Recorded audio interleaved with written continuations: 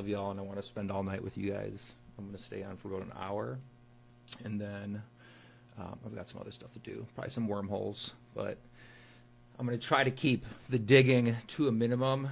I'll present what I think I know right now, and then, outside of here, I'll really do the digging. We'll do a little bit of digging, though. But basically, tonight, we're going to cover the anti-Semitism bill that's being passed or being pushed through Senate by the Democrats. I'm going to talk about Candace Owens. We'll talk about Epstein briefly, and then Venezuela. That's pretty much it. And then I'm going to discuss Gog Magog a little bit because a lot of this hinges on that. But yeah, and we'll go from there. So, but first, I'll start just by saying what Gog Magog is. It's ultra-Orthodox Jewish belief that everybody's going to gang up on Israel, essentially. And in that, it's in, I'm not sure which text, if anybody's watching and they're aware of Talmudic or Torah entries, let me know the specific entry. But basically, it's in Judaic texts. It's also in Ezekiel. Basically, Israel is going to be at peril, and they're going to defeat all of us, essentially. So everything that's happening right now is because of that. So they're trying to give rise in anti-Semitism because they want everybody to gang up on them so they can fill the biblical prophecy. But the issue with all of this is that they wrote everything. So they wrote the script, just like they're doing right now. They wrote the script. So, and religions for a different topic, a different night, and we're not going to talk about that at length, how I feel about religion. So. But basically, and then actually I have a rabbinic video here about, I gotta turn my inspect off here. So I've got a video here, where is it? Here we go, of Rebbe Yitzhak Brautzowitz, and he's basically gonna explain what Gog Magog is. Let me try to clean this up a little bit here. So now let's talk about Gog and Magog specifically. Gog and Magog is actually described in Yechezkel, the Navi Yechezkel, in Perek Lamed Ches and Lamed Tes. Some portions of that are actually read as Haftorot. One is Haftorot Pesach, during Pesach and the like. And let me just first straighten out a very common... What's up, my guy? Can you hear me? It's not the war of Gog versus Magog. These are not the two sides of the war, but rather Gog is described as the Melech of Magog. Now, that doesn't necessarily give you any particular clear identification, but Gog, Melech Magog, he is described as coming from the north, Yarkatsei, Safon, and it is described in the book of Yechezkel that there will be a great confederation of other nations. So the confederations is going to be, it's everybody. That's why they're inciting this literal global hate. But the people that are inciting it, they're not. I mean, there are some American Jews involved, but the majority is the Zionists in Israel. And I'll get into why they're doing that in a minute here because it's history repeating itself. So they incite. They're creating a problem, just like everybody does. Every intelligence community, every government does. They create the problem and then they offer the solution. So they're going to create a situation where any secular Jew or anti-Zionist Jew can't live in North America because of the actions of the Zionists and the ultra-Orthodox community. And they're going to force them to flee to Israel. And that's going to push the indigenous populations out to establish greater Israel. And that's, Theodore Herzl said that, Jabotinsky said that in The Iron Wall. Basically, anti-Semitism was their best friend. But we'll continue watching this. Sorry, I won't rap. I sound good? There is a little bit of a lag in, what I'm seeing and then what I'm saying and what you guys are seeing. So just bear that in mind. But we'll continue. Under the banner of Gog, the king of Magog, and this will be against Jerusalem. And there will be a wondrous defeat. And the nations of Gog and Magog, the nations of Gog, Melech Magog, and all of the nations with him will be defeated, and God will establish his dwelling place in Yerushalayim once again. It mentions Jerusalem. great casualties, but in Yechezkel at least, the casualties are described as the casualties of the enemies of the Jewish people. So he basically just said that there's going to be great casualties, but it doesn't matter because the casualties are the enemies of the Jewish people. And right before that, he just got done telling us that basically everybody's going to go against Israel. So, but here they are. I don't want to say here this individual, because I don't believe that all Jews are involved, okay? And we can talk about that as well. But the ultra-Orthodox community and the Zionist community, they both have stake in this. But we'll continue that. But basically, he says there's going to be great casualties among the enemies of the Jewish people. So that's everybody else, but the ones that they've anointed. This weird replacing gadget course. is quickly becoming the most popular Christmas gift of 2025. Now, there is a tradition, although it's not in the text itself, that the wars of Gog and Magog will be around Sukkot time. That is why the Haftarot of Sukkot focus on Gog and Magog. When is Sukkot? I feel like this is valuable information here. A major week-long harvest and festival called the Feast of Tabernacles.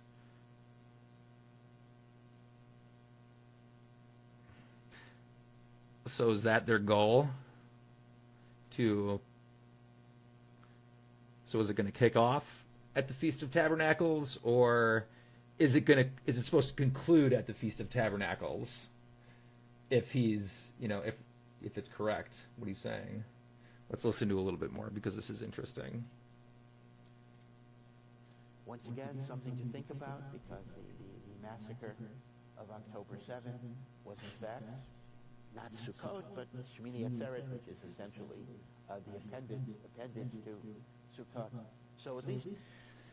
See, they're trying to correlate what happened on October 7th as biblical prophecy, when in reality, that event was orchestrated on every single level. Like, the military was told to stand down. The police tried to give warning that, things weren't going to be okay in that site. There's an article from Billboard.com that talks about how the site, the Supernova Music Festival, was moved multiple times, closer and closer to the unattended base. So it's like, are you kidding me? But let's continue. I don't plan on watching all this, but because I do, like I said, I'm going to try to be done at 9, but we'll watch a little bit of this, and then I'll continue talking about the other speaking points. But if you're just getting here, we're going to talk about Gog Magog, just to kind of introduce everything, and then what Candace's role in that is, and how everybody seeks to benefit from it. So, and how the Jews are the ultimate scapegoat. In terms of timing, it does fit the Gog and Magog paradigm, but I think you'll have a little bit of a problem because of Yarkatsei Safon. Now, the idea that Gog and Magog come from the north raises many questions as to what their identification is. A tradition going back to the Vilna Gaon actually connects it to Russia and Ukraine. And this goes back more than 250 years ago. There's always a goal and an agenda in everything. Now, so far, we have... So like Russia and Ukraine. So does this... I have a history degree, but I'm not like deeply knowledgeable of what happened in Russia and Ukraine. I know a decent amount, and I know that there was pogroms, and basically the ultra-Orthodox community that lived there were hardcore like precursor Zionists, and they desecrated like pastors' bodies, and they did all this shit, instigated like all this stuff. So I think at that same time, these people were probably still trying to lay claim to Ukraine and Russia. So, but if you don't believe me, I think it was around 1881, but there was this huge pogrom in Russia, but you got to read the details. So everything that even in my Jewish history segment of my degree, they still tried to censor what they fed us, but like it's too late. I've already seen too much and I've read too much for them to, because they give you the evidence and then they try to be like, but that's not what happened, But all right, let's continue this for a second. So we're in Ukraine and Russia, so they're talking about the enemies are going to come from the north, from Ukraine and Russia. The enemies for Gog Magog, and Gog Magog is the unity of all citizens of the earth that will gang up against Israel, and they will also defeat us. And he said that it's okay. There's going to be great casualties, but the only people that are going to die are non-Jews. He literally said that. Have not yet seen a connection between Russia, Ukraine, and Hamas down here. But who knows? As we know, Putin has already issued different statements. That's some reaching right there. Against, Israel. I need to make a point that the Rambam makes. The Rambam actually says we shouldn't be too involved in trying to interpret the specifics of Gog and Magog in terms of current events, simply because we just don't know. This is one of those things that you only know in hindsight. When Mashiach comes, they just don't know, but also, like, there's been so many controversies where rabbis have gotten called out because they made false entries in the Talmud and other biblical texts that they cherish. So, in other words, they write the script. So, try not to look at the lens of today, but they write the script. Yeah, I'm going to make it a post later, so I'll share it right after this on here, I think. I will then be able to go backwards and understand how each event fits into the Messianic process. Until Mashiach comes, we're essentially wandering around in the dark. So I'm going to mention just a few thoughts just so people can connect it a little bit. But obviously, I am not a Navi. We don't have Nevuah. Our sages tell us that today, anyone who claims to be a Navi is either an idiot, insane, or a child. So everything we know is everything we say is simply a thought, a speculation, a guess. But this is Gog and Magog. Now, there is a second description of the wars of Gog and Magog in Zechariah, the Navi Zechariah, Perek Yud Gimel, Perek Yud Dalet. Now, it is interesting that in order to just look at the Tanakh's coverage of Gog and Magog, you therefore have to read Yecheskel, Lamed Ches, Lamed Tes, and then Zechariah, Yud Gimel, Yud Dalet. What's interesting, though, is the words Gog and Magog are only mentioned in Yecheskel. Zechariah does not use the terminology of Gog and Magog, but it's virtually universal among all the commentators that the wars that Zechariah is talking about are the same as the Gog and Magog struggles of Yecheskel. All right, so I'm not going to spend any more time on that as much as I want. I'll probably finish watching it after I get off here, but I've got more to cover, and I'm only staying on until 9. So basically, for those of you just getting here, Caleb, Maddie, and I can't really see who's in here. I know there's a few people in here, but what he discussed so far. So this is Rabbi Yitzhak Brotzowitz. So he's a pretty well-known rabbi, and I think he was from the, what is it, the Sat? I have it written down. Satmar. So he's a Satmar Orthodox, which is the largest ultra-Orthodox Jewish community, Satmar Jews, which is tied to Lev Tahor. And Lev Tahor was the one that was trafficking kids from Guatemala and around the world since 1988. So it's all tied, and I'm going to show you how Gog Magog hinges on the U.S. business industry, how money's siphoned to this Zionist, non-Zionist collaborative project. But basically, Gog Magog is the end times war that's supposed to happen in the Feast of Tabernacles, and he said he didn't say when, which year, but judging by how everything's going, and since they write the script and they're pushing this agenda, I'm assuming that it's going to happen, in 2026, with everything else that's happening with the entire infrastructure that Trump's installing and the Democrats. We'll get to the Democrats' role in this too. So, but Gog Magog is the end times war. Everybody's going to unite. So there's an increase in anti-Semitism, and everybody goes against the Jewish people, but really we all are just against what Israel's doing. But they're trying to say in the biblical prophecy, it's everybody goes against the Jews. And they defeat everybody. And this rabbi basically said that there's going to be great casualties, but it's okay because it's going to be everybody in the world that's a non-Jew, everybody that teamed up against Israel for their actions, because they're not in the wrong here, is what he said. And from after that, whatever's left over, they will rule the world from Israel. So, and how this hinges on everything. So let's talk about how everybody's involved. I think that it's not. There are a lot of Jews involved, but it's not. This isn't a Jewish entirely psyop. These are people that are willing participants. Some people, yes, are blackmailed, but some people have other interests and skin in this game. There's so many parallels that these people have, so many interests, religious, secular, because everybody exists on a spectrum. That's how I look at it. Like I give everybody the time of day to start the day. I have Jewish friends, I have Muslim friends, I have Christian friends, I have pagan friends. And not everybody exists on a spectrum. There's extremists in each of those realms. There's people that don't really believe or have a little bit of faith, but they're not. But so I think all those people are involved on different spectrums. So weapons contractors have money to make on it, and other people have other agendas to make, such as the biblical prophecy. So now Candace Owens, her role in all of this. Because there's a rise in anti-Semitism that's being pushed right now. And it's the same thing that happened in Nazi Germany. And in 1908, Theodor Herzl said that anti-Semitism is the friends of the Zionist regime because it's going to push people away from Europe and to Israel. And that's what they wanted. They wanted mass migration to displace the indigenous population.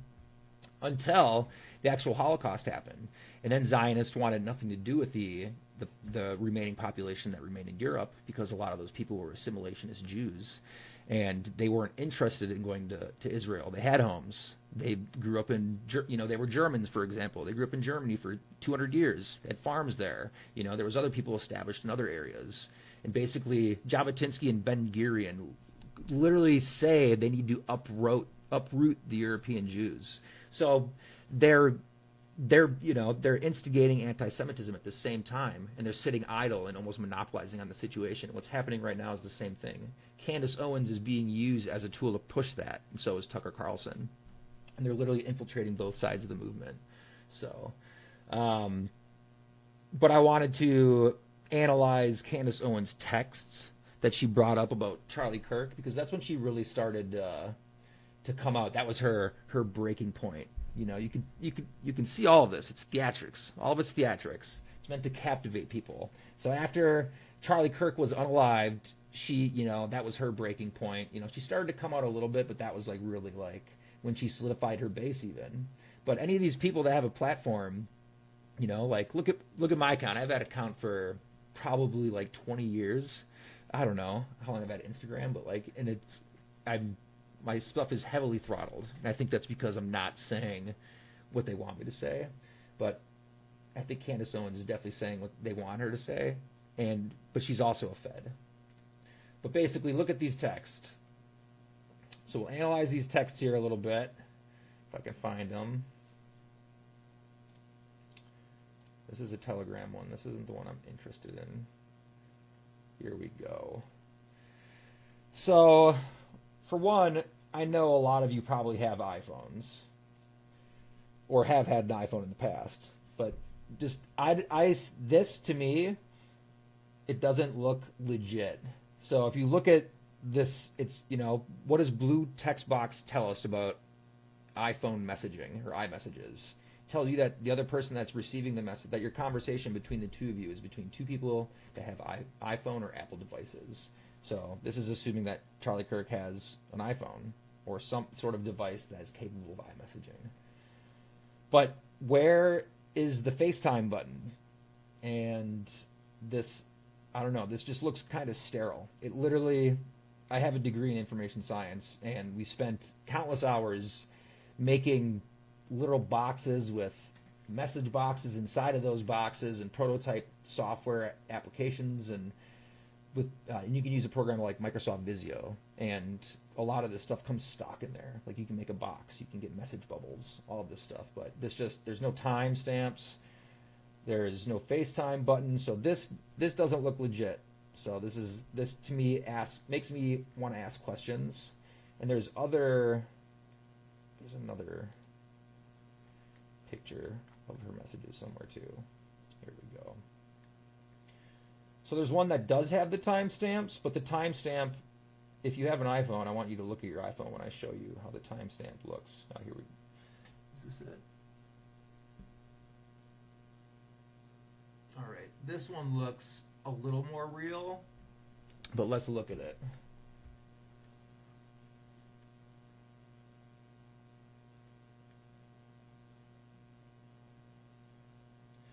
So this is Candace Owens here too. So this is her one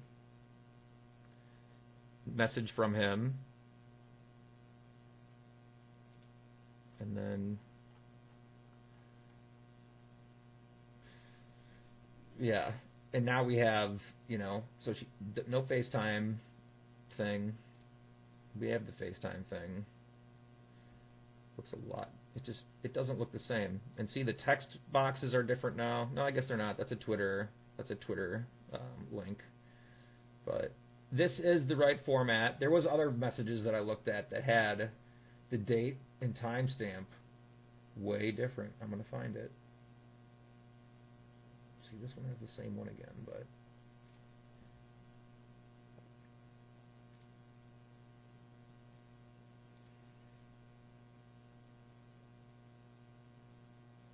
here we go.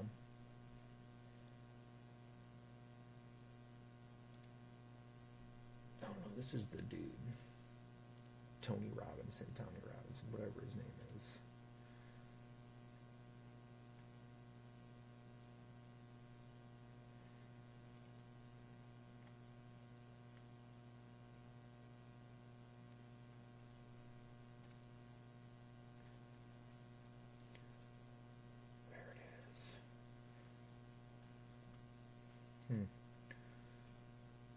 Well, anyway, I'm looking for the one with the timestamp, but I can't find it. But this looks sketch. And we're supposed to trust that Candace Owens is the source giving us this prime information. And I don't necessarily trust her. Not with this. But then, we could look at the Farmer family too. So her husband, who she's married into, apparently she had an interesting childhood with her, with the parents she grew up in. She almost didn't have a family. But George Farmer's dad, he's a baron, so he's on some legal court. Let's look at George Farmer a little bit here. I don't really know much about him.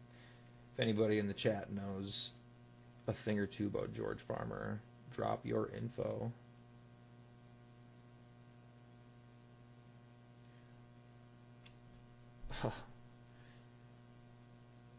So are these fucking directly tied to Turning Point USA? They all are. And he's tied to the UK version of Turning Point USA. And Turning Point USA, the director worked with Michael Aquino, which is the psychological operations director for the military. I can't remember which branch he was. I think it was the Air Force he was commissioned through, but he oversaw all the psychological operations, and he was literally founder of the Church of Satan. And that's not an exaggeration. So this, I think that Candace Owens has the same, because she worked for Turning Point USA, U.S. side, and her husband is the director of the opposite, the UK side. So like Steve Crowder, which is some ding dong that I actually just learned about, he used to work for the Daily Wire. I'm not really, so there was this huge fallout at Daily Wire, which is, it's all theatrics. They basically staged this shit. Like, this guy was given speaking points and he was like, I'm not going to read these speaking points. So he left, but at the end of the day, he just went to go. They made it look like he had his own platform that was rogue now, independent, and he was now speaking the truth. But really, that was just all, like I said, it was just all theatrics. He went off, and now he still works for the feds. Still grooms him. That's kind of what Candace's situation was. She had her falling out with Turning Point USA, her alleged falling out, and went rogue, and fucking MAGA tards and other people eat that shit up. They're like, oh, she's a rebellion, because they have to idol worship. And that's kind of what I think happened to that. And same thing with Tucker Carlson. Tucker went rogue from Fox News, but at the same time, like, he's a CIA fucking child. All these people have been groomed their entire lives for all this entire operation. So, yeah, Candace is a Fed too. So now what her role is, she wants to usher anti-Semitism in. That's what they all want to do. They're all trying to usher in anti-Semitism because they're pushing Gog Magog. And so Epstein, how does Epstein hinge on that? Epstein's just fucking distraction shit. Like, you know, we'll just kind of look at that real quick. And so the files that were not the files, the new photos that were dropped, more photos of Epstein's estate. This is just fucking bread and circuses. So these photos literally, oh, and look, here's our favorite person. Is this fucking Barry Weiss? Fucking she's a turd, paid for by Paramount, brought in. Like, this is insanity. But yeah, so this is all bread and circuses. They gave us photos. Nothing's really alleged. Nobody's still going to be charged. But they want us to wait. This is basically, they have everybody trained right now to sit idly, like they're going to receive some sort of information that's going to unseat them. But really, like, I feel like everybody's seen enough. I've fucking seen enough. Have you guys seen enough? We'll skip through this video, but I'm going to, I just want to see if there's anything down here real quick. There's fucking nothing. So we got to watch this curated pile of horseshit to extract the actual Epstein photos. So if you guys don't know, I think this is Barry Weiss, and this is the chick the Zionist girl that they brought in to kind of speak to people that are 35 and struggling to deal with the reality of the system they live with. But she's literally just a fucking propagandic talking head. So I'm going to skip through this. We'll see what she says. On the House Oversight Committee have just released a batch of... No, it's not Barry Weiss. Sorry. ...photos they obtained from the estate of sex offender Jeffrey Epstein. They come from a cache of around 95,000 photos received by the lawmakers. These images show Epstein with several powerful people. It includes President Trump, former President Bill Clinton, former U.S. Treasury Secretary Larry Summers, and Director Woody Allen. And we should... This is insanity. Say a few things first about these images. The redactions that you're going to see were done before these images were released, and we don't know anything about the context around these images or the events and people they depict. There aren't any indications that these photos are directly tied or show criminal activity. NBC News has reached out to the individuals... Oh, let's talk about this. Around these images. Hold on a second. Events and people they depict. There aren't any indications that... Wait till he gets back to the desk. All right, I'm going to zoom in, but look at the photo on the desk. Oh, there's a fucking lag. I'm watching the Instagram video to see it when it lines up with you guys, but all right, here we go. But basically, look on the desk. I can't really zoom in on this. Oh, my PC. Oh, here we go. I can't do that much. But there's literally a person on a couch, image redacted, fucking legs right there, like a trophy, like a scumbag war trophy. Like, I know what that is. Activity. NBC News has... All right, let's skip through some more. Look at this. So in this whole thing, just a nothing sandwich. Many people that Epstein some of these photos out in the days and weeks ahead. You touched on this, Congressman. See, and then they have, this is all theatrics here, so they have their liberal to come and speak like, look what we did for you, but really, like, all the Democrats, all the Republicans are implicated on this shit. That's why they keep giving us worthless fucking drops, you know? They're breadcrumbing us with it. They're giving us worthless stuff while they go off and conquest and continue their, some people are having a religious war, some people are participating in, just plundering. Weapons contractors are fucking taking the cake. On the steps of the Capitol, as we've just received 95,000 new images from the... 95,000, nothing sandwich. I think what you heard... See, this is where everybody should be on these steps right here. This is where everybody should be, I think I've seen enough. We can start arresting motherfuckers. You have just been listening to this sort of impromptu press conference happening right there on the steps of the Capitol. Impromptu. Like, see how they make it feel like you're getting like the inside scoop? This is literally trash. There's nothing. None of these people are going to get arrested. Nothing is going to happen. And the same things happened in history. Let's talk about the Lawrence case. And that was in Nebraska. I think it was Lawrence. It was a senator, and he was running a fucking underground sex trafficking ring where he was bringing little boys to George Bush's fucking White House.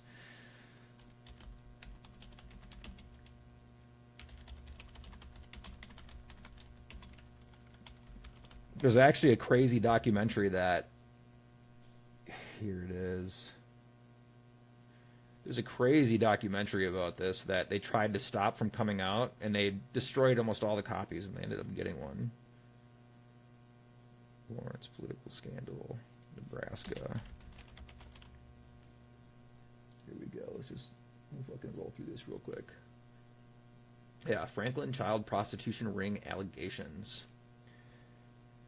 Franklin child prostitution ring allegations began in June 1988 in Omaha, Nebraska, when multiple prominent Nebraskan political and business figures were accused of involvement in a child sex trafficking ring. The allegation attracted significant public and political interest until late 1990, when separate state and federal grand juries concluded that the allegations were unfounded and the ring was carefully crafted hoax, which is bullshit. So this is the girl that was abused. Like, these people, like, it was insane. The hordes of children at daycare centers were coming home with like anal fucking injuries, dude. Like shit, just like messed up stuff. And everybody that was involved, everybody got off the hook. The only people that got charged were the victims. The victims were charged with like libel cases and shit. So what that was basically they're punishing victims to like make victims be afraid to come forward. And then I think Lawrence was assassinated, honestly. But it was a long thing, and there's a ton of people implicated in it. It's the exact same situation as the Jeff Epstein shit. So if you guys like want to truly know what's happening, and it's been happening for a long time, read the book Program to Kill by David McGowan. He talks into a lot about that. And there was this huge case in Belgium. It's wild. So these people have been at it for a long time, and they've got us trained to not do a fucking thing. And nothing's going to happen. So, but that's what's happening with Epstein. Just wanted to get into that real quick. So there was the drop of images, but it's a fucking distraction. It's bread and circuses. It's meant to just keep people busy. Now they have 950,000 pictures that they're going to go through, while the United States gallivants and continues its fucking missions around the globe while also pushing Zionist ideology. But anyway, but that is kind of a perfect segue into Venezuela. So we all seen what just happened a couple days ago. The tanker, the rig or whatever got overtaken, and all the oil is being kept. Like, what do people think is happening to that oil? Like, I should have screenshotted some of these comments, but like I've seen people saying like, I already thought oil was cheap enough. I can't wait to see how much cheaper it gets. Like, these people are retarded. Like, nobody's going to get any money or discounts on anything because their favorite billionaire is plundering some other country. I bet you gas is going to remain at $3 a gallon. And now they're going to sell us gas for 2 months probably of oil that they got for free, by paying some spec ops guys fucking less than they deserve to go and plunder for some billionaire and his fucking kids. Like, that's what that is. So, and that's what everything is that's happening around is a distraction. To distract, the Epstein shit's a distraction from what's happening in Venezuela. It's a distraction from what's happening in Gaza. So, and all of that hinges on the Gog Magog thing. So everybody, it's like, yes, there is a Jewish element to that, but it's not, there's other people that are seizing on it as an opportunity to take stake of massive amounts of wealth and resources for their family legacy.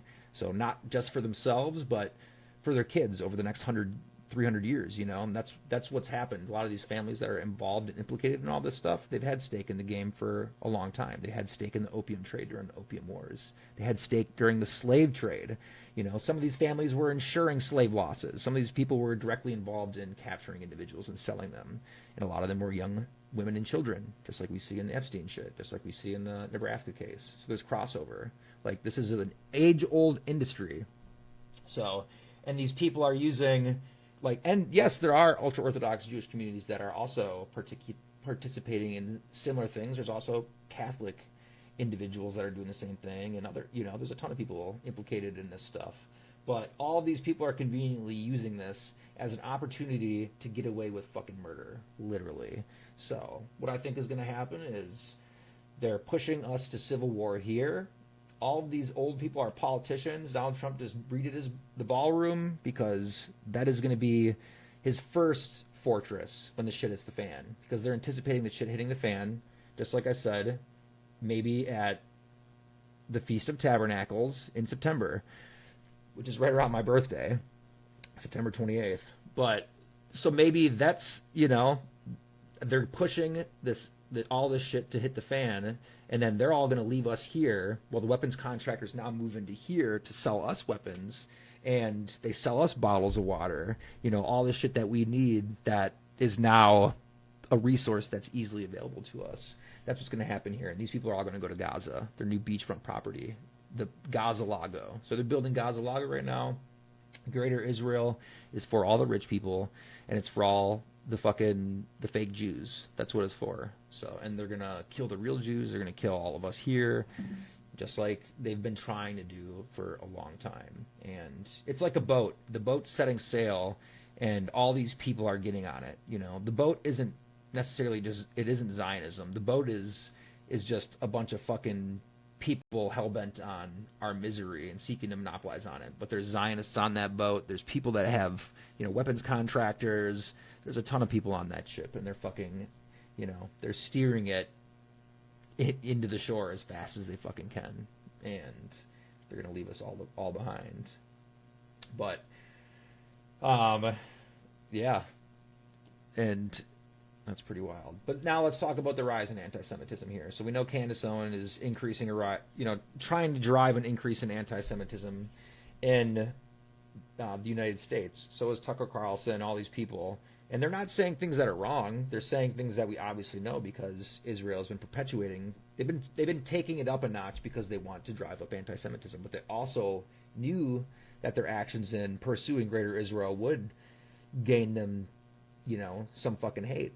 Just because they've done similar things in the past that's caught them flack. So, but yeah, so basically all that shit, they're trying to drive up anti-Semitism. And that's, you know, Candace Owens, Tucker Carlson's involved in that. Nick Fuentes, that's why Nick Fuentes is on Piers Morgan. All of this shit's going mainstream. And it's the ideology. They're trying to pit everybody against Jews in general, when really, like, we are all against Israel for good reason. But they're trying to put the blame on the Jews, the Jewish community. And then, because that's the people that are in tangible reach, so they're going to try to make lives uncomfortable for those people, so they have to flee to Israel. That's what they did during the Holocaust. They created a situation that made it literally uninhabitable. But the caveat is that they only allowed so many of those people that were living in misery to come to Israel, and the rest they didn't give a fuck about. There's literally letters from the Jewish Agency and the May Pie Party saying, we only want the best human material. Like, if you send us any more welfare cases, we're going to send them back to Germany. So they're like, just don't send us anybody at all if you don't have any quality people. So, and that's all in Tom Segev's $7 million and Edwin Black's the transfer agreement. So, and those are a couple of Israelis that do not have faith in their system, just like we don't have faith in our system. So, so that's a perfect segue into individuals that are also trying to give rise in anti-Semitism besides Candace Owens and the usual speaking headpieces, you know, from millennial news sources. American Eagle, for example, there's this dude named Jay Schottenstein, and he acquired American Eagle in the 80s. But he's not only is he a Zionist, but he's also an ultra-Orthodox individual, and he also prints the Talmud, not the Torah. The Torah is, the Talmud is the more explicit one that talks about how Jesus Christ is he's literally boiling in a vat of semen in fucking hell, like feces and semen. But Jay Schottenstein, let's talk about it. So he was the pioneer of Sydney Sweeney's ad. So the irony of that is you've got a bunch of Zionists, and that's the thing is the majority of the people that work at American Eagle are Zionists. They're Zionist Jews. A lot of them have real estate in Israel. So they played the card that they didn't really know. It would be something that had eugenics spin on it. He played dumb, but that kind of lends credence to what Theodore Herzl said and Jabotinsky, how they needed anti-Semitism. Anti-Semitism needs to exist for Israel to exist. Anti-Semitism lends legitimacy to Israel. So, but check this out. How did it say in there? Did they fucking take it down?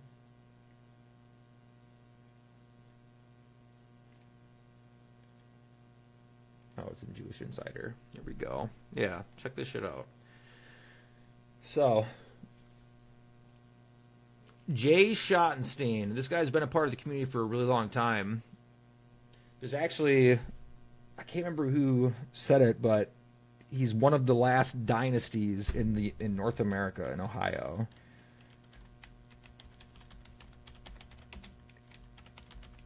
But this is the dude. There we go. Inside Columbus, last dynasty.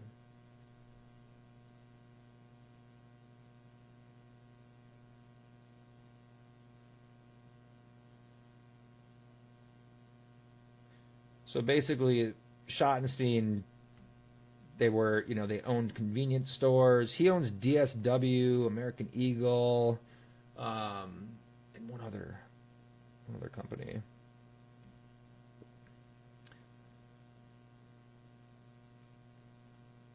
But basically, when their father passed away, so their family owned a bunch of department stores. And when their father passed away, this fucking dude, such a scumbag, took his siblings to court to gain the majority of the estate against what his father had written.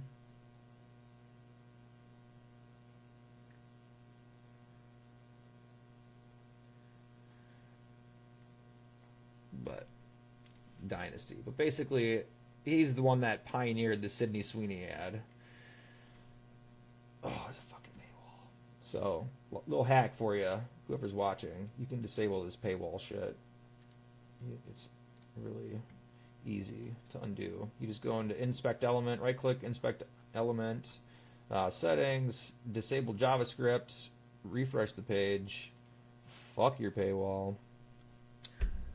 So, in recent debates surrounding America's Eagles' Great Genes ad campaign with Sydney Sweeney, which used a double entendre that drew accusations of promoting eugenics, it seemed many critics overlooked that clothing retailer's chief executive is a leading Jewish philanthropist who has long been committed to fighting anti-Semitism.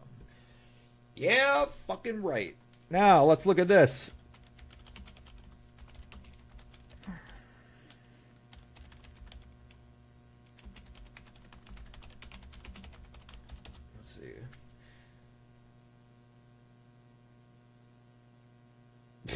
Look at this bullshit.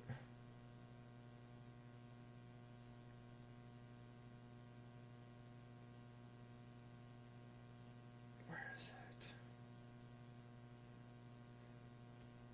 it? So I had all these screenshots and everything already saved, but I reinstalled all of my operating systems today, so I lost a lot of that shit. So we're looking now. Sorry, y'all. Get over it. Let's see if ChatGPT... Actually, I think I have it in my fucking ChatGPT. Let's see. But basically, Jay Schottenstein here, our boy,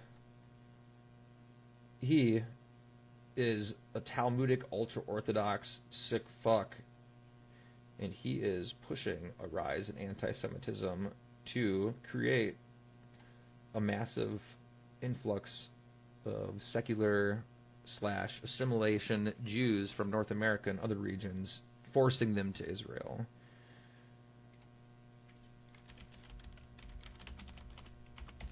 And I have a Theodore Herzl article that I found. Just looking for it.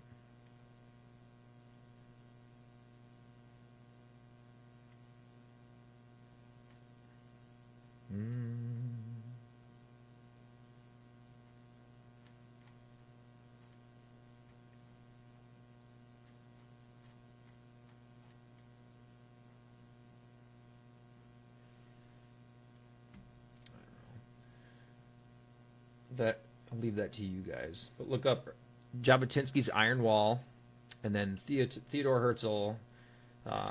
It's one of the Zionist Congress addresses, and I think he put it in his manifesto that basically they thrive on anti-Semitism. Anti-Semitism is necessary for Israel to exist.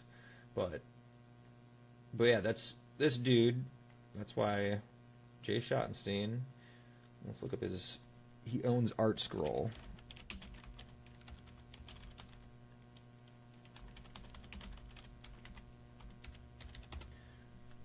And this isn't saying that he's orchestrating.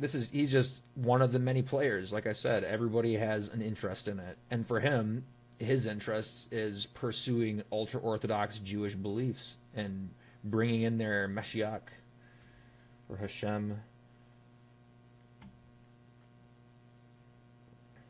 Yeah, Schottenstein edition of Babylonian Talmud. Here's his fucking site. What is this? Remember this Sabbath. This site rests on the Sabbath and does not perform e-commerce. Wow. I've never been to the site during the Sabbath. That's kind of amazing. Let's look into it a little bit, though.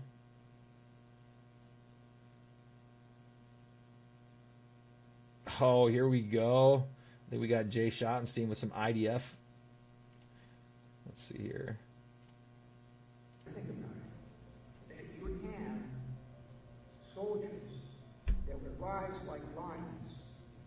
The Jewish people on October 7th got hit, but on October 8th it rose like a lion. Okay, remember, this is the guy that invented the Sydney Sweeney ad, and he also takes, I think, 20 to 24% of all revenue that American Eagle makes and has since the 1980s. And the other people that split up that 100%, besides their shareholders, the major execs, they're all Zionists. American Eagle is the biggest Zionist enterprise and funneling project in literally, yeah, dude, sickos for sure. I've actually never seen his video, so this is good. But he's got ties to Yee's Rebbe, the fucking Rebbe Pinto, which all these people tie back to Lev Tahor. That's another video that I'm going to make at some point, but I did a lot of research into Lev Tahor and how it all stems from, it's all related. So, and the Satmar, so Lev Tahor stems from Satmar, and actually we'll get into that here in a second, because Mom Donnie I think he was at the Satmar ultra-Orthodox synagogue today, but this is an example of one of many ultra-Orthodox individuals, whether they be Jews or ultra-Orthodox Christians or Catholics, Zionists, but here, let's continue. Art Scroll. Resting on the Sabbath. Like the world's never seen. And these apparently their fucking Instagram account doesn't rest on the Sabbath. lions would go into battle, and what would they have with them? Talmuds. So he's talking about these people going into the battle with a Schottenstein Talmud, so he can read about how much better they are than all of us. All these people, while they're in battle, they're reading about how they're carrying out a fucking, biblical prophecy. I would love to get my hands on this Talmud. There's an English and a Hebrew version, but I fear that they're very different. And I would love to read both. On their side of their pockets.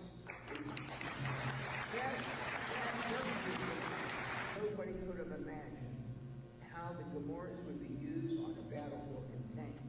How the Gomorrahs will be used on the battlefield and in tanks. Like,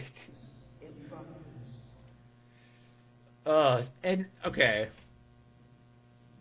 So after this last American Eagle PSYOP, like they netted, I think it was like 400% like sale increase or something insane, or like $400 million. We'll pull that stat here in a minute, but they experienced crazy increase. And they said they created new legacy customers. Men's line was at the highest it's ever been. A bunch of fucking fanboys and cucks.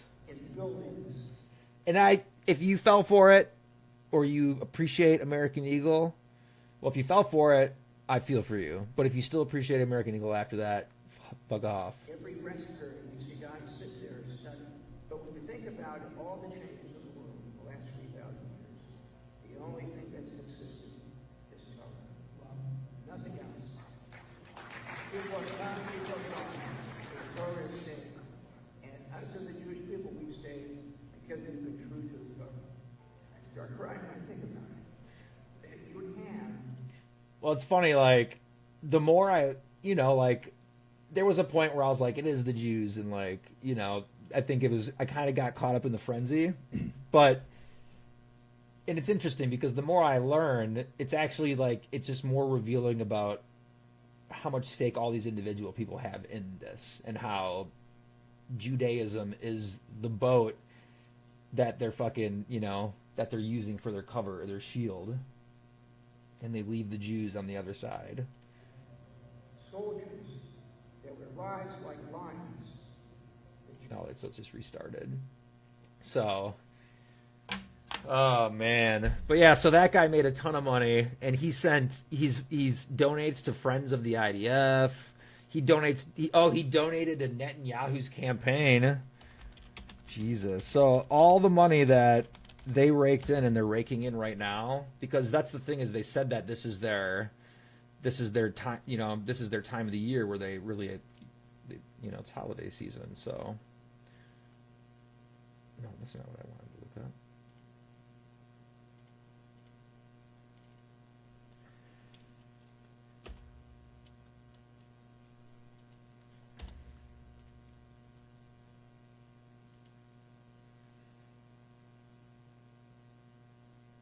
Oh, Netanyahu.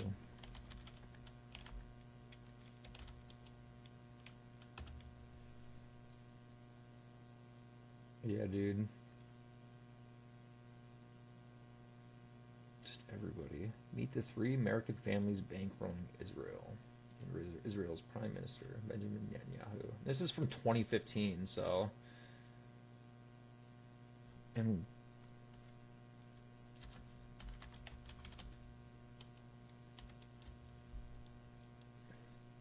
The Schottenstein family owned the American Eagle Outfitters fashion chain.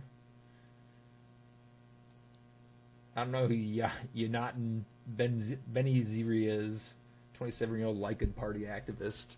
Thank you, rich Americans, said Yonatan Beniziri, a 27-year-old Lycan Party activist, recently told BuzzFeed. Why get money from Israel when you can get it from the U.S.? Oh, God.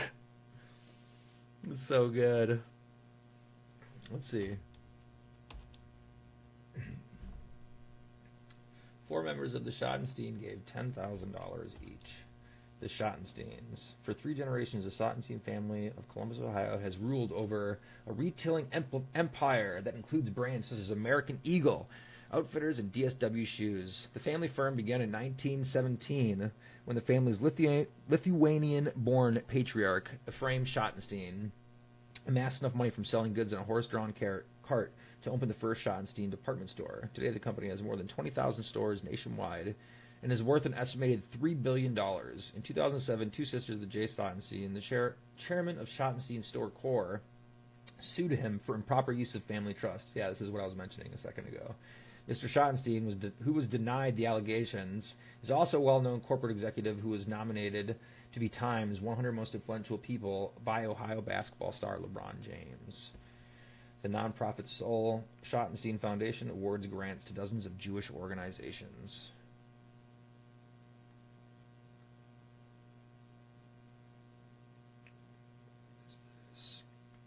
All right. But yeah, so he bankrolled, that was in 2015. And there's more.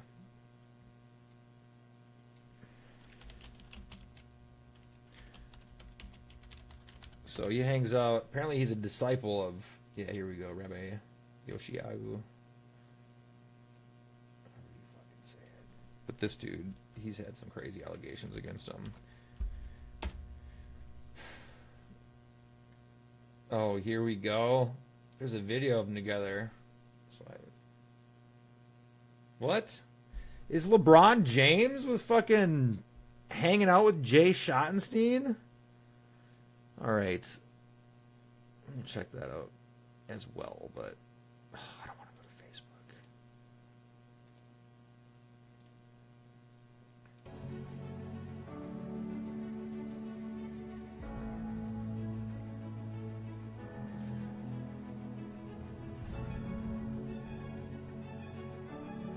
So apparently, he bought this rabbi was like having hardcore investigations done against him in Israel, and he actually spent time in prison. And after he got out of prison, fucking Jay Schottenstein bought him like a $400,000 house, like all this stuff. And Jay Schottenstein gives him money, and then Rabbi Pinto uses that money to donate to various Jewish charities. And one of those charities, I think, I haven't found the smoking gun yet, but he donates directly to Lev Tahor. Like, how else have these people traversed the globe since 1988? And they've paid bails. They've had bail that was paid that was in the billions. So it's like, I'm nearly certain that Jay Schottenstein is paying for the ultra-Orthodox Lev Tahor, because all these people say they condemn the ultra-Orthodox Lev Tahor community, but at the same time, I haven't found a single statement of an actual individual condemning it. It's Jewish sources, like media sources, that are saying they condemn it, but I found pictures, which I'll show you in a second, of Rabbi Pinto with Uriel Goldman, who is a fucking human trafficker at large.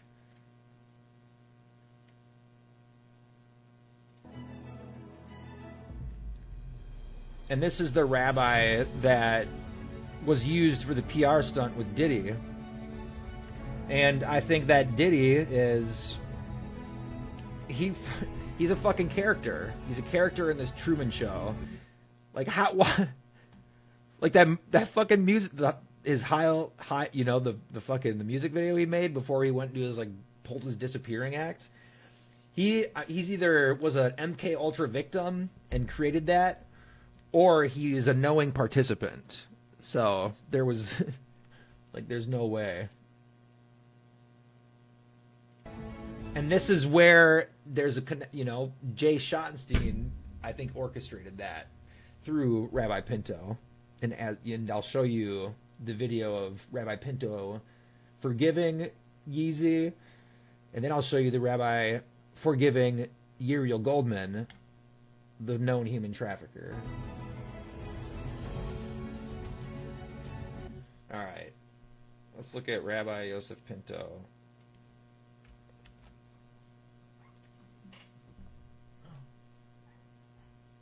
Uh-oh.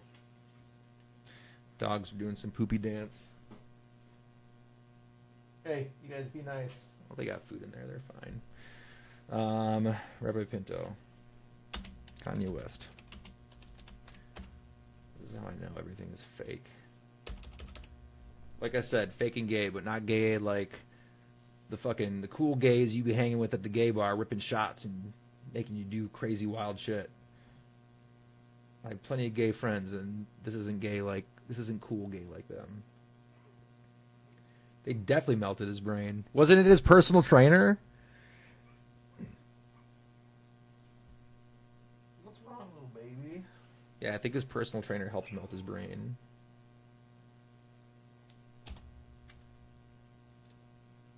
Here we go. We're not going to watch all of it. I'm going to expedite this last couple minutes here because the tiny dogs are starting to get a little crazy. grew up, I was dealing with some various. I'm gonna put Yuri in the cage real quick. Be right back. Dealing with bipolar also. So it would take the ideas I had and have them take it to an extreme where I would forget about the protection. Yeah, dude, yeah. around me and myself. So I wanted to come and take accountability. Sometimes when, people aren't that knowledgeable about the bipolar and the cause. Or You know who's knowledgeable about the bipolar? The motherfucking CIA and the Mossad. I didn't know Shmuley handled fucking Michael Jackson. Man, I was fucked up about Michael Jackson for a long time. Not because of the allegations, because like that never really sunk in for me, I guess. I was too young, but like I grew up watching Moonwalker and shit. Like I loved Michael Jackson was my favorite. Michael Jackson and Pink Floyd, probably my two all-time favorites. But I grew up watching Michael Jackson in the late 90s or the early 90s and the late 80s and like all right. what causes it and the way But yeah, so this dude's activated for sure. we act when you have this disease. It's like an Adult Swim. Every single day that we wake up now, everything we see is an Adult Swim skit. Like when we see like Erika Kirk or we see like Candace Owens, like, like giving her fucking her scoop, QAnon 2.0 scoop. So Rabbi Pinto has is he on Instagram? Well, when do you guys try to see if he's on Instagram? Well, I guess you can. I'll fucking look. Because you're watching this. it's like if you left the house and you left your kid at the house and your kid went and met. Hold on, I want to hear that again. It's like if you left your kid at the house.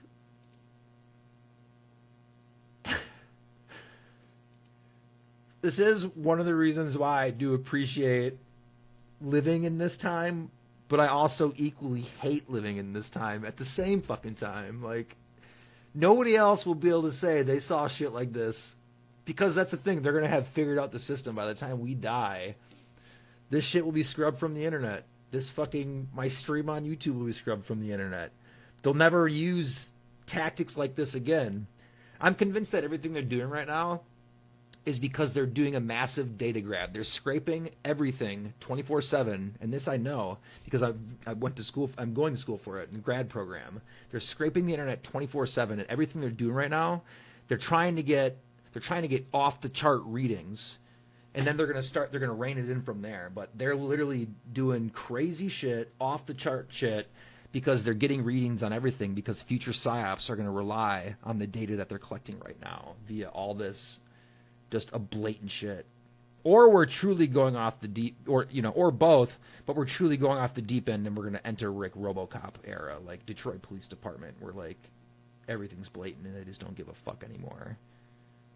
If you left the house and you left your kid at the house and your kid went and messed up the kitchen and messed up the garage and messed up the living room, now when you get back, it's your responsibility because that's your job. And that's the way I look at it. It's like I gotta go clean up the kitchen, I gotta clean up the living room, I gotta clean up the garage. Yeah, and it's I don't know what Tim and Eric is, but for me I'll have as to a check it man out. to take accountability for all the things that I've said, and I really just appreciate you. And So this dude was making a song about Nazis, and Heil, our guy, like within this year, he went from that spectrum to this. So he was definitely activated by his trainer, featuring Mossad. Oh my God. All right. Rabbi Pinto. Oh, so now let's look at Rabbi Pinto meeting with Uriel Goldman. Because here we are now. Let's look at this. Where are we? So Jay Schottenstein is essentially the owner of American Eagle, and his family has owned the empire. Paul Verhoeven, yeah. So, but basically the Schottenstein empire owns American Eagle, DSW, all that stuff. He's connected to Pinto. He's actually a disciple of Pinto, and he funds pretty much his entire operation. And then Pinto, in turn, uses his money to donate to various Jewish groups. And one of his groups, or one of the reasons he was in jail in Israel is because the money that he would get money from his donors and then he would give it to people, but the people that he was giving it to, apparently he embezzled it. He funded one of the senators in the United States. Can't remember. We'll look that up. Here, give me a second.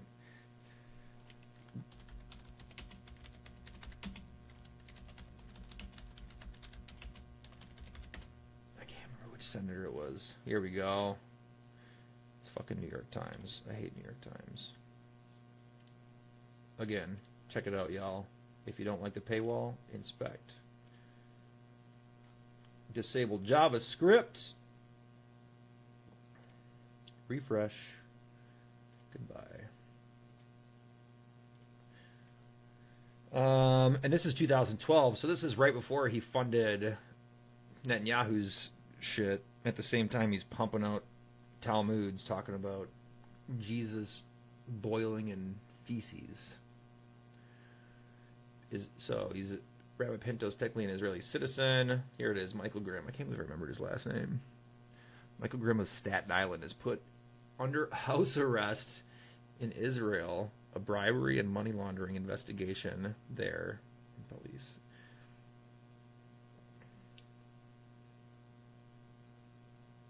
Interesting. Yeah, so he gave money to Grimm's campaign. Donated more than $500,000 to Grimm's campaign.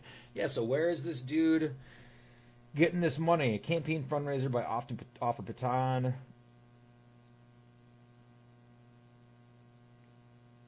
Mr. Baton was arrested in August on immigration charges.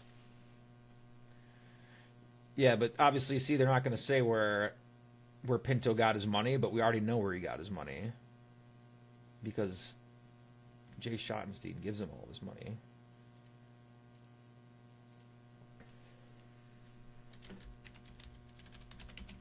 Here, I'll show you the article where Jay Schottenstein bought Pinto House.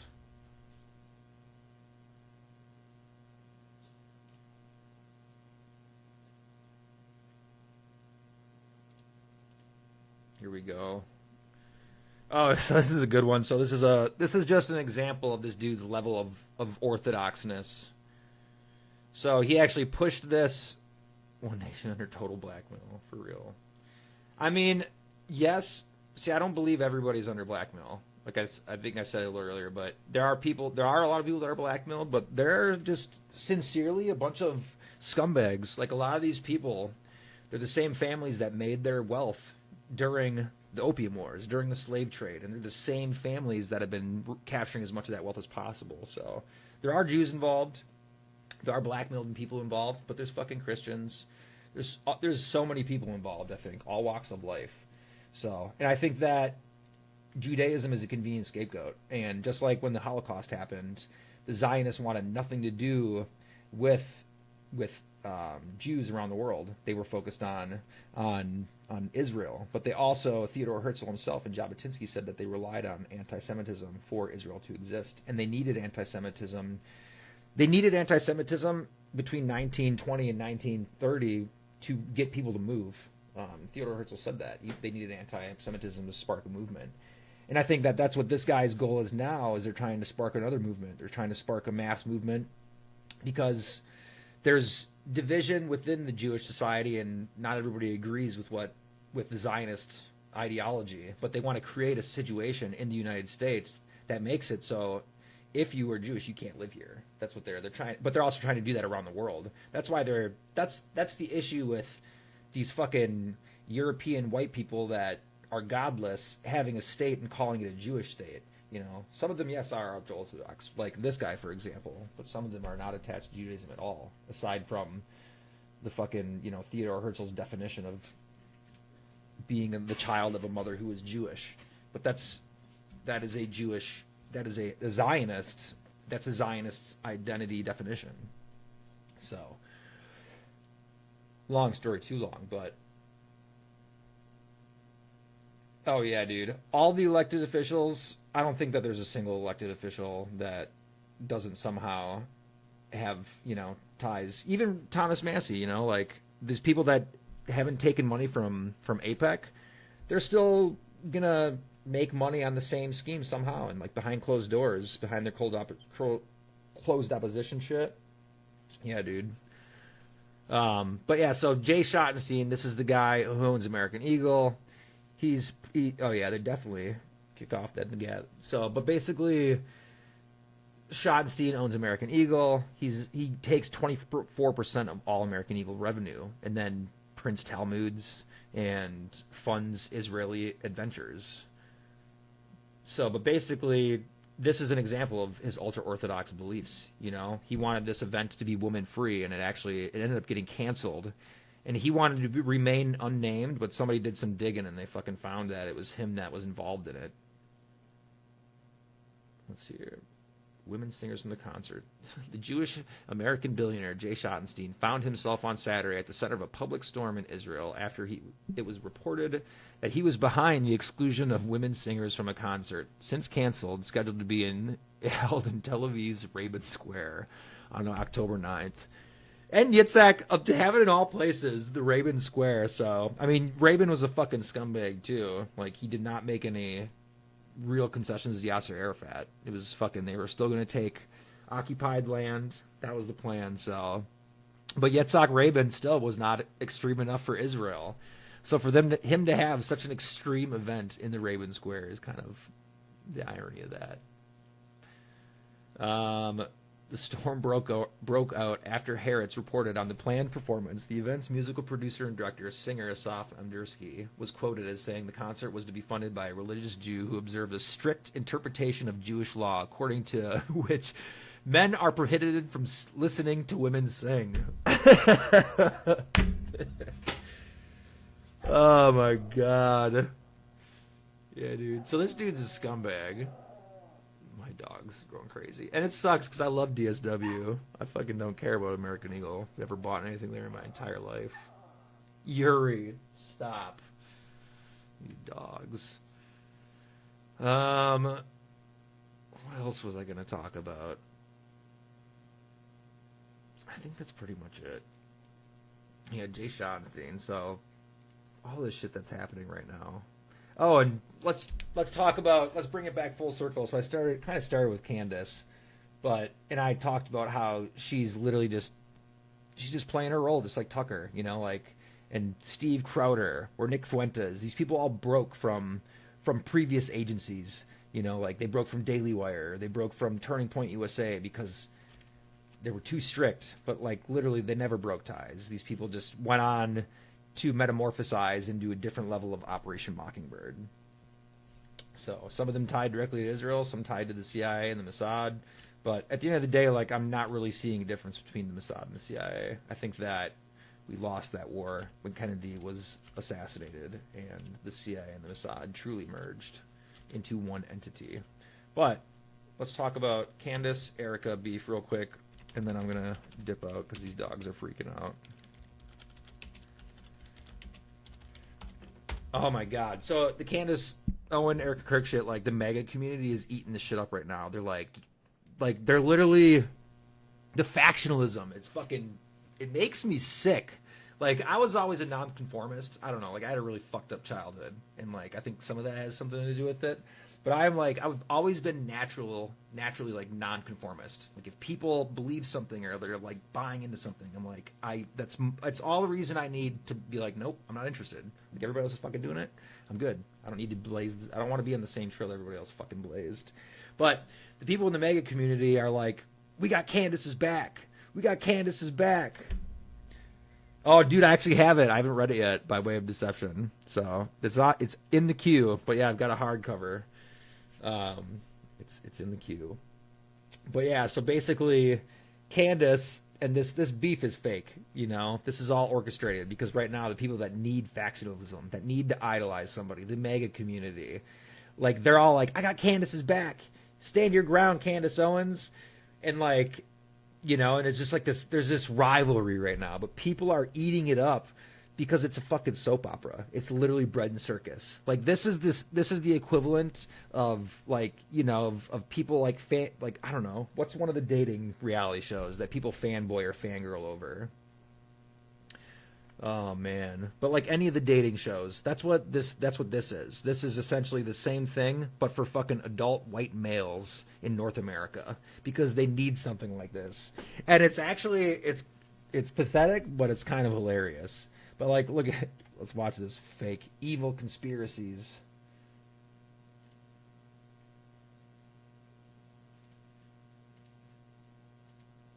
Kirk sharing her journey with America. With Erika Kirk sharing her Literally, journey dude. with America and the world, we are grateful at Fox to have her here to shine a light on healing as we all miss and mourn the loss of her beloved Charlie Kirk. Not all of her journey has been without, well, hate, conspiracies, and oddly, speculation about where her husband is buried. Now for the Well, it keeps the boomers on the couch, but here's my issue is that, it's like we've got all these people on social media too, like all these people that would normally might get upset to do something, but they're inundated with their social media because you have accounts that are probably directly related to the Fed, but then you also have people that are just captivated by this shit and they feel the need to share it because they're all just victims to one big MK Ultra fucking psychological operation. So it's like everybody's inactive, people are waiting for the Epstein list. They're waiting for like, I don't know what they're fucking waiting for. first time, Some Batman to come, the fucking rich kid from Gotham. from the perspective of a grieving widow, a mom, and a battle-tested American. Battle-tested American. Today. Talk to me about this part of the conspiracies that are out there, this disturbing part that people are trying to guess where Charlie is. Can I have one thing? Can I have one thing? Can my children have one thing? Everything was public. We will be building the most beautiful memorial for my husband at Turning Point USA, and it will be for the world to see, and it will be... Do you see the issue with that? We will be building the most beautiful memorial for my husband at Turning Point USA. Like this, is nothing personal. Like she literally went. She hasn't mourned for a second. be spectacular, and it will have... Wait, let's look at her rings. Because there's always this conspiracy shit about her fucking rings, dude. I can't zoom in. ...be for the world to see, and it will be spectacular. She does have this, though.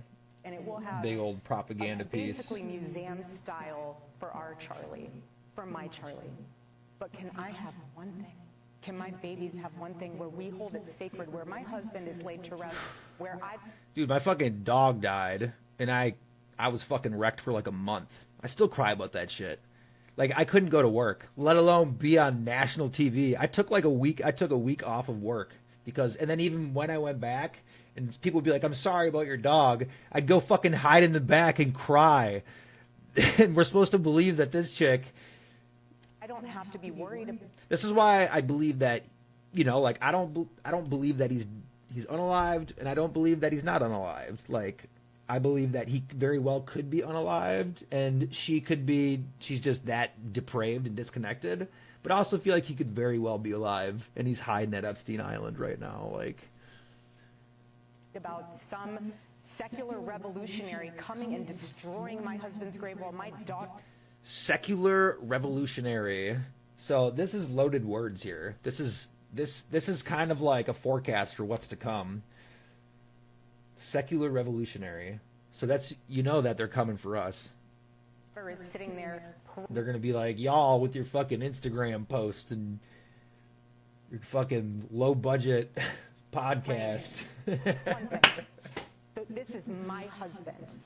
Yes, he was Charlie Kirk to the world, and I know so many people love my husband, and I am grateful for that. But this is my husband, and I want to be able to have one thing left that is sacred to him. Why does she keep looking off to the right? You guys notice that? Like, she can't look this chick in the eyes the whole time. I bet you... Do you think she's reading cue cards? Like, QAnon cards also, but literal QUEUE cards. Like, she's reading cue cards. Where can I go? But behind this chick, behind her, behind our homegirl. There's cue cards over here. That's why she keeps looking over there. Our family to That's how deep I think it is. I think all these people know all the time.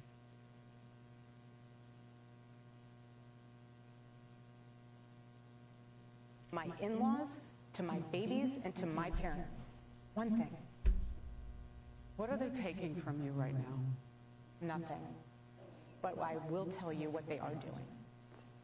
It reminds See, she's looking off right now. me so much of chapter 6 in the book of Nehemiah. This is so fake. And all these people are in on it. He is building a wall, and the townspeople are at the base of that hill saying, Nehemiah, calling him all these names, saying all these things, come on down. Every single time he had the same message 4 times in a row. I Who the fuck is Nehemiah? Do any of you guys know that? cannot come down. I am busy building. That is how I feel.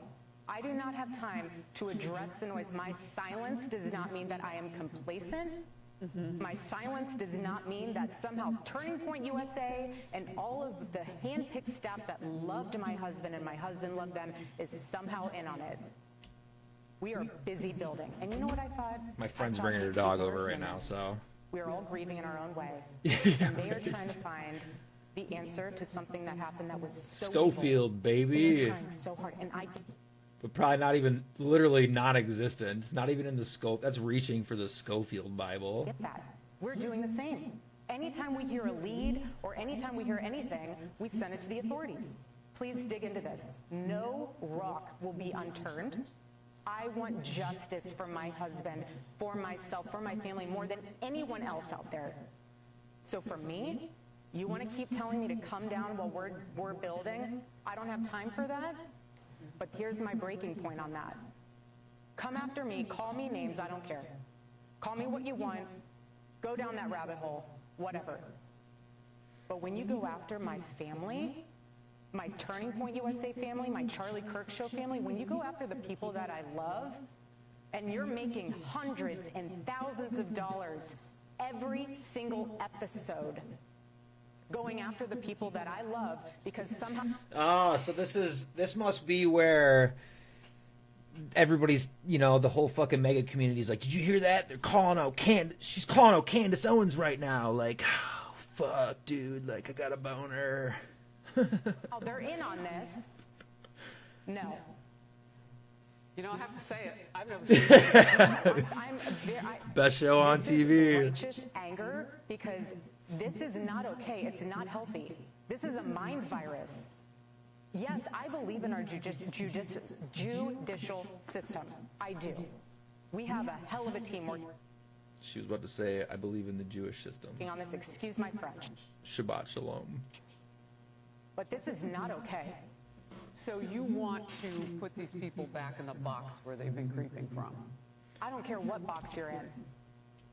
See how so they give you tidbits. See how she's like, so you want to put them in the box, you blah blah blah. So like the media is telling you what the system's going to do, what the government's going to do. They're going to go after secular radical individuals, whoever they deem that to be, and put them back in their box.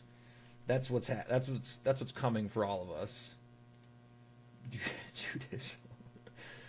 But just know that your words are very powerful, and we are human. My team are not machines, and they're not robots. They are human. We have more depth. She might be a cyborg. She might be maybe these people are both AI. Maybe I've never seen any of these people in fucking real life, dude. Like, Threats on our team and our side than I have ever seen. I have kidnapping threats. I have, you name it, we have it. And my poor team is exhausted. And every time they bring this back up, what are we supposed to do? Relive that trauma all over again? They watched my husband get murdered. I have no idea how I would have reacted if I was there that day. And thank the good Lord that I did not have to see that happen. But my team, they are rocked to the core. So why every single day do they have to be dragged through the mud, analyzed, hyper-analyzed? You know, the conspiracies that are out there, all of the like. Do you think that that there is more of I it have now something because amazing you for do you shine your light? I mean, did people just expect you would just go away? I don't know what they expected. I don't know what they expected. They pick on you because of your accessories. I mean, Look at Oh, these yeah. fucking no, hands, at this point, dude. It's what the conspiracy collection. Get it before Christmas. Like, seriously. It is the conspiracy collection. Look at these yellow-ass hands. Redhead, I do not care. I don't. This was happening before Charlie was murdered. Both of us have been through the ringer of people will call you whatever they want to call you. They will. But I have seen it Fucking firsthand mannequin impact hands, the people dude. that I love, and I'm done. I'm done. And if people think that I was just going to wilt away, I'm not going to sit in a corner and cry and be in fetal position. This is a duty to my husband, and it's an absolute honor, and I will never back down. And so my message to them is to stop. To stop. Damn, did you see that? She fucking cranked her head to the screen. That was the first time she wanted to talk directly to you, to me, to you, to all of us. She's going to say it. Oh, look. See? Look at this. She's prefacing. She's like, look at the camera. She's giving her the cue. That's literally the cue. Look.